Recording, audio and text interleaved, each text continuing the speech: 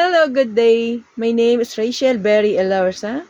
I am 37 years old, single. I am high school graduate.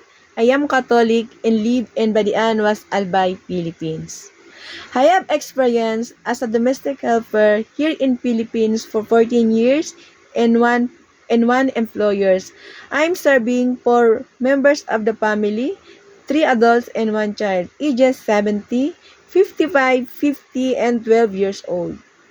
My main duties here are cleaning the house, cooking, marketing, ironing, washing the dishes, washing the clothes, taking care of pets, and taking care of the family member, especially the child.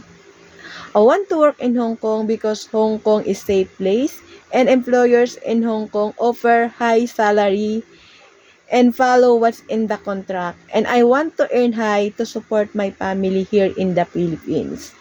I am hardworking person, polite, respectful, and flexible. To all employers in Hong Kong, please choose me as one of your domestic helper and I will promise I will do my duties and responsibilities and I will follow all your rules and regulations. Thank you and God bless. See you.